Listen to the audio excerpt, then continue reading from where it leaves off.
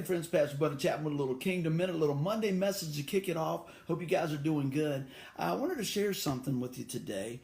And I got to thinking about a Bible study that we did some time back. And it was a guy by the name of Kyle Idleman, if I'm not mistaken. And it says, I am not a fan. And I always thought that was interesting when I read about that. And I'm going to explain a few things. And I'm going to ask you today, are you a fan or are you a follower? And so, one of the things I was thinking is this, you never come up short talking to God. But so many times the question is, do we listen to him when he speaks? Do we follow his instruction? Do we obey his word? Are we studying his word? And so, what I start looking at is, am I just a fan or am I really a follower?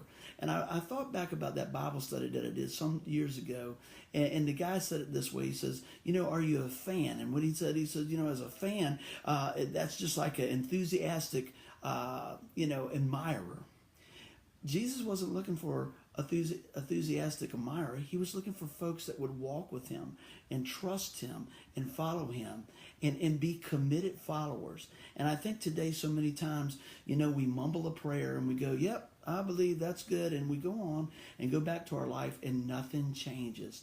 So let me tell you this, as we look at what God wants us to do, I'm not talking about working your way to heaven. It's by grace you're saved through faith. Not that of yourself, it's a gift of God. But there should be some changes in our life.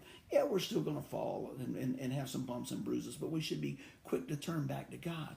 But here's the thing. So many times, the difference between a fan and a follower is, a fan's like, oh, yeah, everything's good, it's great. And then when things get tough, they're ready to jump to the other team. They're ready to jump back and say, I don't want to play anymore. A follower sticks to the stuff. The follower says, you know what, Lord, I'm in it for the whole way. Lord, I'm going to continue to follow. I'm going to continue to listen. I'm going to continue to obey. And yes, we still fall short, but the good news is God's not letting go of us. And there's so much more that God wants to work in our life so he can work through our life. So as I was sitting there today and I'm going in, as I move on in my life and spend more time with God, it should be transforming my life so that I look more like Jesus. Hey, let me tell you, some days look a whole lot better than others.